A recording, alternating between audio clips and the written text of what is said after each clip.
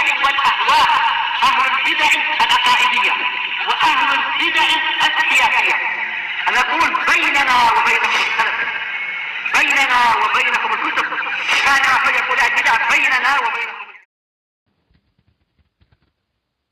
Alhamdulillahirabbil alamin.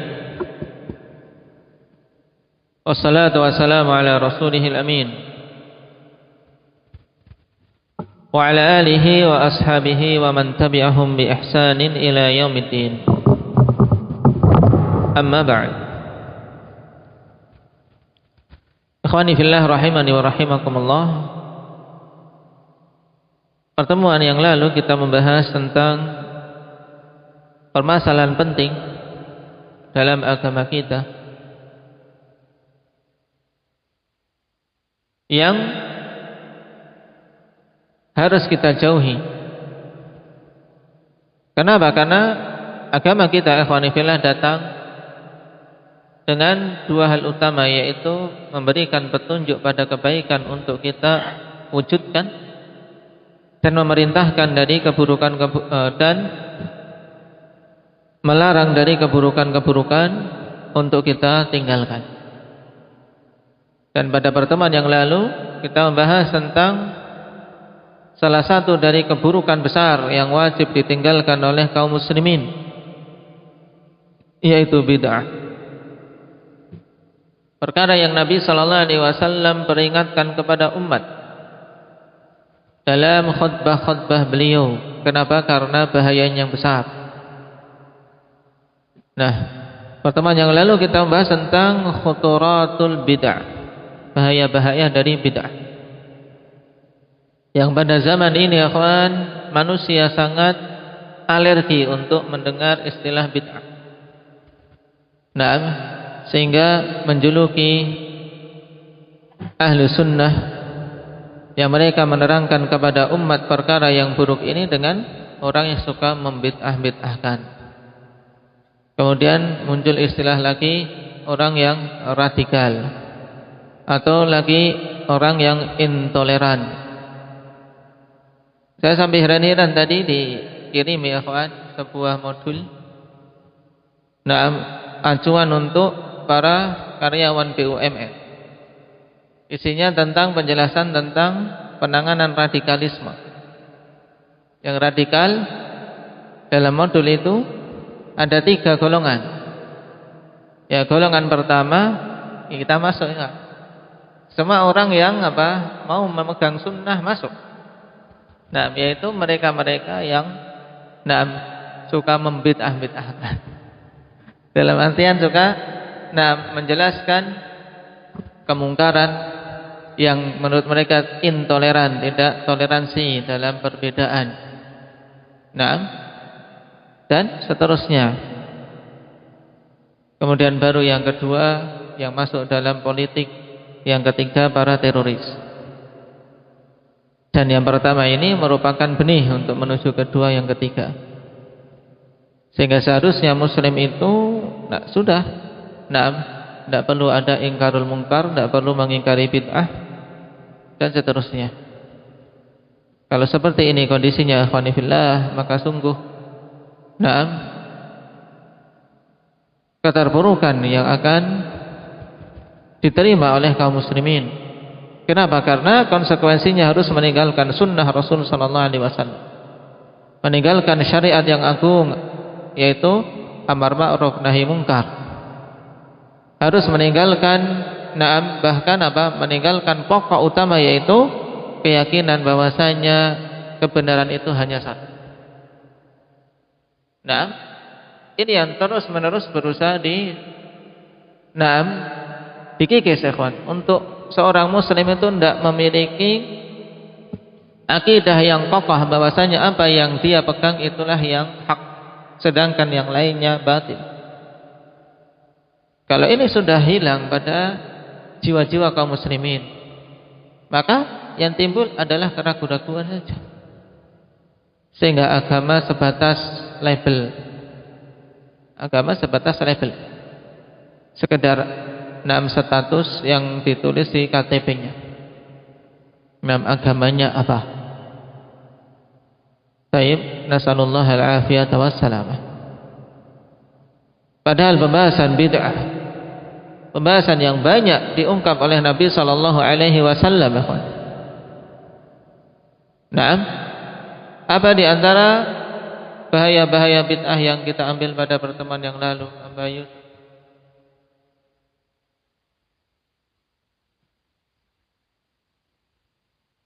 Kebid'ahan akan menghapuskan amalan karena amalan tidak diterima. Man amila amalan laisa alaihi amruna fahuwa raddun. Tertolak amalannya. Walaupun bersungguh-sungguh tidak ada faedah.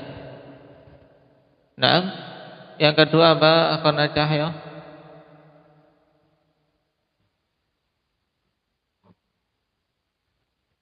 Taib. Nah, pada bid'ah berarti apa? Tuduhan bahwasanya agama Allah Subhanahu wa taala ini masih ada kekurangan, dan ini konsekuensi yang fatal. Yang ketiga apa Mahi? Tuduhan bahwasanya bid'ah itu merupakan bentuk penyelisihan yang sangat jelas terhadap perintah Nabi sallallahu alaihi wasallam untuk berpegang teguh dengan sunnah. Nah, ini jelas. Rasul mengatakan, "Alaikum bisunnati," tapi malah dia meninggalkan sunnah. Taib, yang keempat Pak Albin. Enggak hadir. Aba Arif.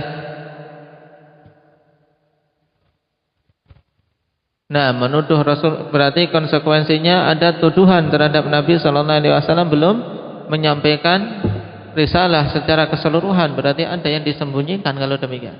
Dan ini juga tuduhan fatal. Baik, dia mengakui ataupun tidak, tapi kebid'ahan konsekuensinya seperti itu. Yang kelima Aba Abdul Razak. Nah, akan mengantarkan pelakunya kepada kehinaan. Taib, maju ila dhillatu was-saghar ala man khalafa amri. Nabi sallallahu alaihi wasallam tegaskan kalau menyelisih perintah Nabi akan ditimpakan kehinaan dan kerendahan. Nah, yang lainnya apa Mujahid?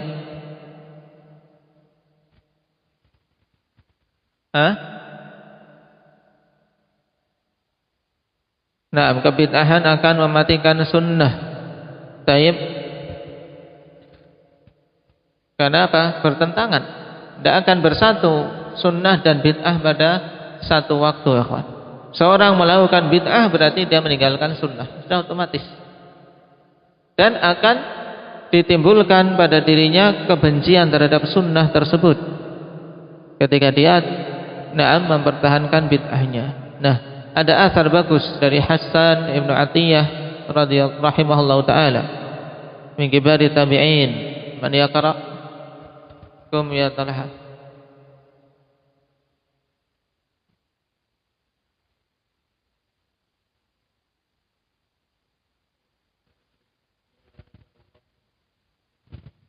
Baik, man rawah? Na'am, rawahu Darimi fi sunani. Na'am, ahsanta. Majelis. Mabtada'a qaumun bid'atan fi dinihim illa naza'allahu min sunnatihim mithlaha. Naam, Allah Subhanahu wa taala hukum, ikhwan, tidaklah seorang melakukan kebid'ahan kecuali akan dicabut, akan Allah cabut dari sunnah mereka yang semisal. Taib, juga berkata Al-Auza'i, man yaqra kum ya Ahmad.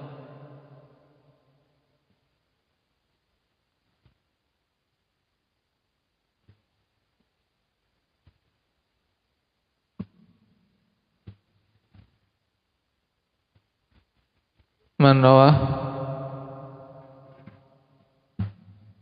rawahul Lalikai fi syarh usul i'tiqad ahli sunnati wal jamaah. Naam.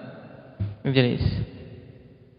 Laisa min sahibi bid'atin tuhaddithuhu an Rasulillah sallallahu alaihi wasallam bi khilafi bid'atihi illa abghadha dzalikal hadits. Tidaklah ada seorang pelaku kebid'ahan pun engkau sampaikan hadis kepadanya dari Rasul sallallahu alaihi wasallam yang menyelisih kebid'ahannya, kecuali akan membenci hadis itu. Naam, membenci hadis. Makanya bid'ah sufiyah, naam, berhubungan dengan apa? Dengan hadis di mana Nabi sallallahu alaihi wasallam mengkhabarkan inna abi wa abaka finnar. Mereka sangat benci dengan hadis ini.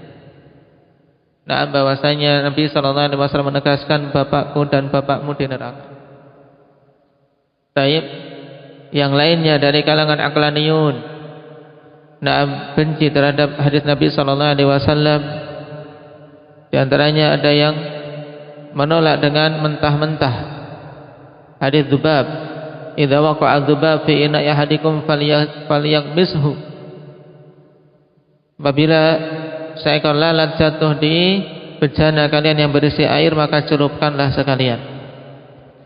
Dia benci hadis ini karena menyelisihi teori kedokteran menurut dia. Bagaimana lalat kotor kok malah disuruh dicelupkan? Padahal Nabi sallallahu alaihi wasallam mengkhabarkan pada lalat satu sayapnya berisi atau membawa penyakit, satunya membawa penawarnya, dan seterusnya.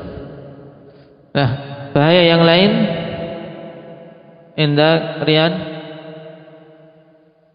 bahaya bid'ah pada masyarakat secara meluas. Kenapa? Karena akan membawa keburukan. Tayyib, khawarij, perhatikan kerusakan yang ditimbulkan khawarij. Kerusakan yang sangat besar, melebihi kerusakan para peminum khamar, para pezina. Nah, juga bahaya bagi masing-masing pribadi di mana dia terjauhkan dari Allah Subhanahu wa taala. Naam, terhalangi dari taubat wal iyad billah. Sekarang kita masuk pada dalil yang disebutkan oleh Syekh rahimahullahu taala.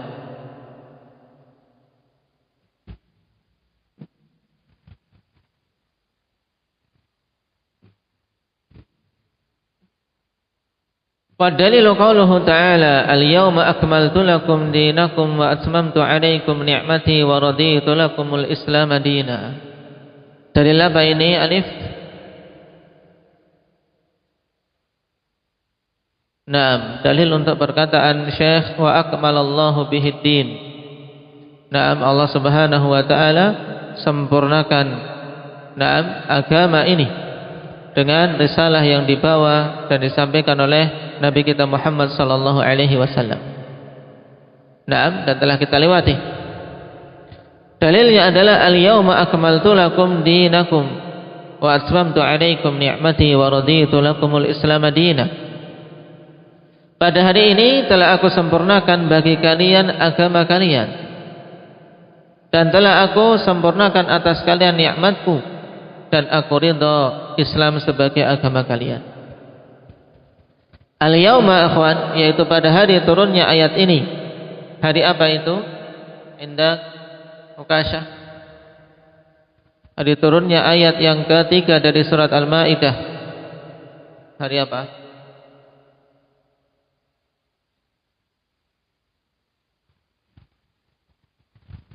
Hah?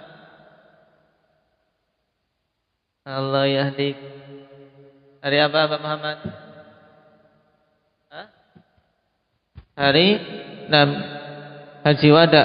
Tepatnya hari apa?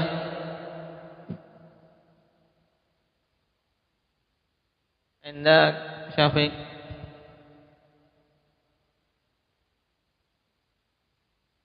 Hari Arafah. Hari apa tepatnya? Hari Jumat. Nah, di hari Arafah, di hari Jumat pada tahun Haji Wada. Sebelum Nabi sallallahu alaihi wasallam wafat dengan jarak berapa hari? Sudah disebutkan dulu. Jarak berapa hari turunnya ayat ini dengan wafatnya Nabi sallallahu alaihi wasallam? Ridwan 83 hari. Naam. Berarti apa?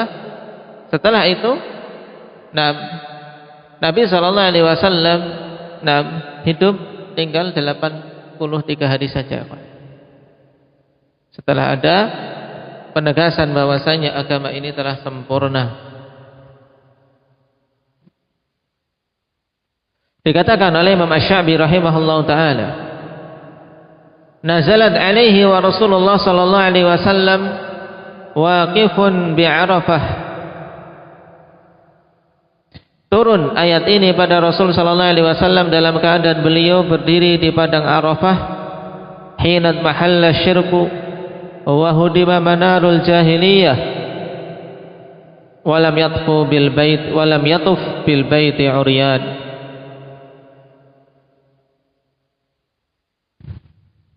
Turun ayat ini pada Rasul sallallahu alaihi wasallam dalam keadaan beliau berdiri di padang Arafah ketika syirik telah hilang dari Mekah, dari negeri tersebut, dan setelah dihancurkan menara-menara jahiliyah yang menjadi apa? Menjadi syiar-syiar mereka, dan tidak tawaf di Baitullah orang yang telanjang satupun.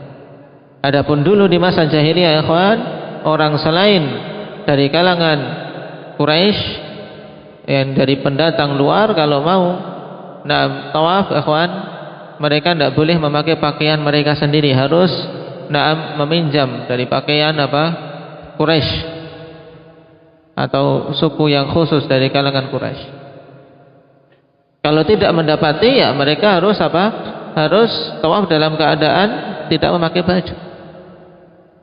Setelah Islam datang, kemudian Mekah dibuka, kemudian berhala-berhala dihancurkan, gambar-gambar yang ada di Ka'bah dihapus, kemudian ditegaskan untuk tidak boleh tawaf di Baitullah seorang pun dalam keadaan telanjang.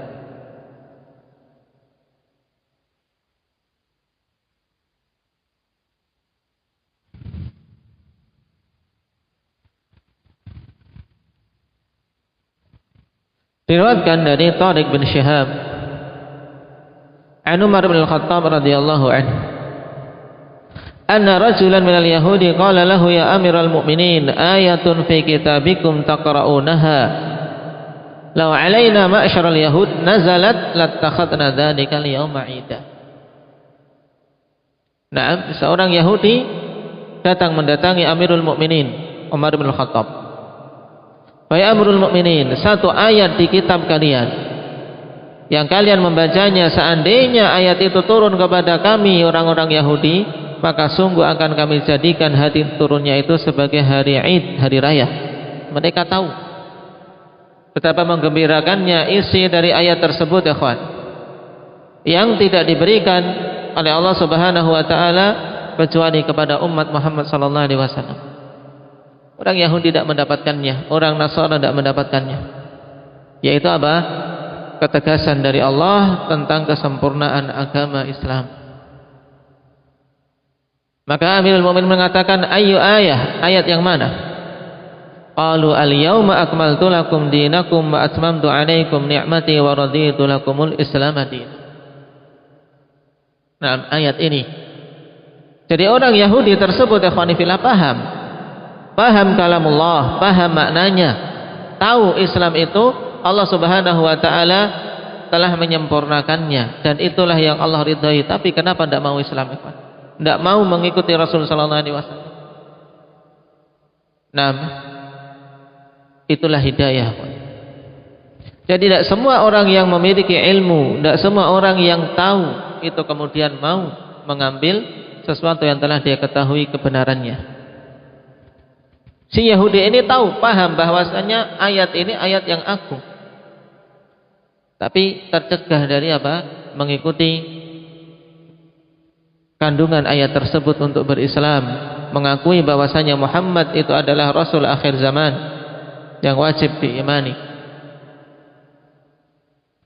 Makanya banyak-banyak memohon hidayah pada Allah Subhanahu wa taala. Di antara doa yang jangan sampai lupa, ikhwani fillah, yaitu Allahumma arinal haqqa haqqa warzuqna ittiba'ah wa arinal batila batila warzuqna ijtinabah. Apalagi di zaman ini yang syubhat begitu banyak. Ya Allah, tunjukkanlah kepada kami yang benar itu benar, jangan sampai termakan syubhat, suatu kebenaran dibuat samar. Sehingga kita lihat itu benar. Kita minta pada Allah agar apa? Diperlihatkan yang benar itu benar, kemudian diberi rizki untuk bisa mengikutinya. Diberi rizki. Karena sebagian manusia tahu kebenaran, contohnya Yahudi ini jelas. Nah, tahu kebenaran tapi tidak diberi rizki untuk mengikutinya. Ini semakin sengsara di akhirat. Kemudian wa arinal batila batila, dan tunjukkanlah kepada kami yang batil itu batil, yang buruk itu buruk. Warzuqna tinabah, dan berilah rezeki kepada kami untuk menjauhinya. Naam, doa yang agung yang jangan sampai kita lalai ya Pak.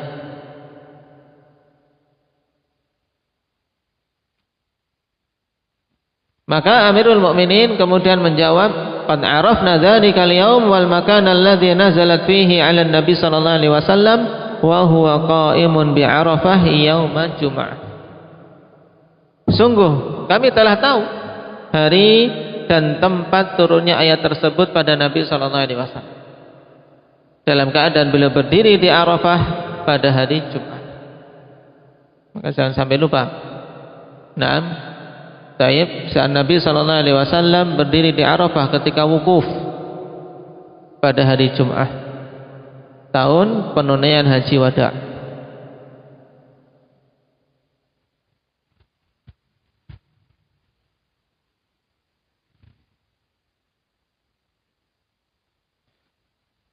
Dan pensifatan agama ini dengan kamal ikhwan, akmaltu lakum dinakum. Penjelasan berarti tidak ada kekurangan, tidak ada cacat, ikhwan. Naam, sehingga Islam itu, ikhwan, Islam kamilun fi husnihi wa jalalatihi wa amrihi wa nahyihi. Naam, sempurna dari sisi kebagusannya, kemuliaannya, sempurna pada perintah dan sempurna pada hal-hal yang dilarangnya. Tidak ada yang tercecer, tidak ada yang terlewatkan.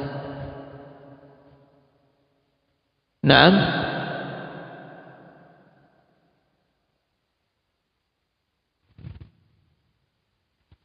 Kemudian perkataan Allah Subhanahu wa taala, wa atmamtu 'alaikum ni'mati, aku sempurnakan juga atas kalian nikmatku. Naam. Itmam ikhwani fillah, penyempurnaan. Namanya penyempurnaan berarti nikmat yang awal itu senantiasa tetap ada, terjaga, kemudian Allah Subhanahu wa taala berikan penyempurnaannya, semakin ditambah. Naam. Dan ini merupakan anugerah yang sangat besar pada kita semua, ikhwan. Dikatakan oleh Al-Hafidz Ibnu Jarir rahimahullahu taala dalam tafsir beliau, wa atmamtu 'alaikum ni'mati ayyuhal mu'minun bi idharikum 'ala aduwi wa aduwikum minal musyrikin. Aku sempurnakan atas kalian nikmatku wahai kaum mukminin dengan menangnya kalian atas musuh-musuhku dan musuh kalian semua dari kalangan kaum musyrikin. Semakin sempurna nikmatnya. Taib.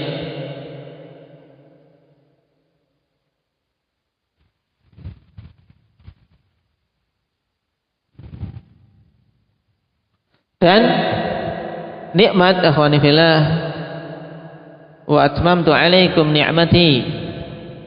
Nah, di sini nikmat diidhafahkan kepada Allah Subhanahu wa taala karena memang Allah lah yang memberikannya. Wa ma bikum min ni'matin faminallah. Tidak ada kenikmatan yang ada pada diri kita itu kecuali dari Allah. Apa saja yang kita dapatkan dari nikmat-nikmat itu asalnya dari Allah Subhanahu wa taala. Ini wajib terpatri pada diri kita. Yang para ulama rahimahumullahu taala, ikhwan, sebagaimana dalam Ijtima'ul Juyush Al-Islamiyah yang dikarang oleh Ibnul Qayyim rahimahullahu taala, beliau katakan, tanqasimun ni'mah min haitsu taqyid wal itlaq 'alal qismain. Nikmat itu terbagi jadi dua. Yang pertama nikmatun mutlaqah. Mutlaqah yaitu muttasilah bisa'adatil abad, yaitu nikmat yang bersambung dengan kebahagiaan yang abadi. Inilah nikmat yang hendaknya terus-menerus kita berjuang untuk bisa mendapatkannya, dan ketika telah mendapatkannya berjuang untuk apa? Menjaga sampai kita meninggalkan dunia ini, yang berupa Islam was sunnah.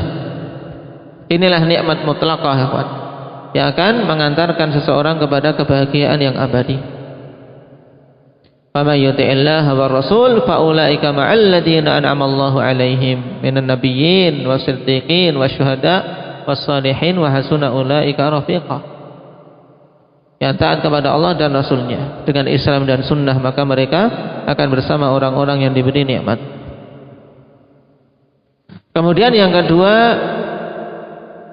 nikmatun muqayyadah. Yang dimaksud muqayyadah yaitu yang terbatas, yaitu an-ni'matul mukhtassah bid dunya, yaitu nikmat yang khusus didapatkan di dunia saja. Ini namanya muqayyadah. Seperti apa? Nikmatus sihah, nikmat kesehatan, nikmatul mal, nikmatul aman wal walad, nikmat harta, keamanan, anak, dan seterusnya. Naam, dan semuanya itu asalnya dari Allah, dan semuanya kita mengharap untuk Allah Subhanahu wa taala anugerahkan kepada kita nikmat-nikmatnya. Kemudian di akhir Allah tegaskan wa raditu lakumul Islam madinah. Naam, aku ridha bagi kalian Islam sebagai agama kalian. Naam, pada kalimat ini akhwani fillah terkandung dua faedah penting. Yang pertama, an-nardahu li anfusina fanuhibbuhu biqulubina. Hendaknya kita meridai Islam itu untuk diri-diri kita, sehingga kita mencintai Islam itu dengan hati-hati kita, ikhwan, dengan menegakkan syariatnya. Yang kedua, an-nardahu li ghairina fanad'un nasa ilaihi. Hendaknya kita ridha Islam itu untuk selain kita juga, sehingga kita apa? Menyeru manusia kepada Islam.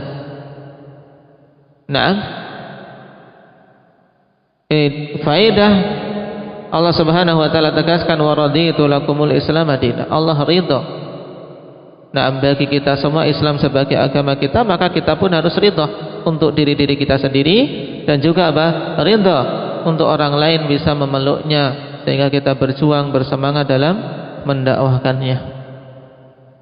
Tayyib, barakallahu fikum. Nasallallahu azza wa jalla at-taufiq lima yuhibbuhu wa yardahu, walhamdulillah.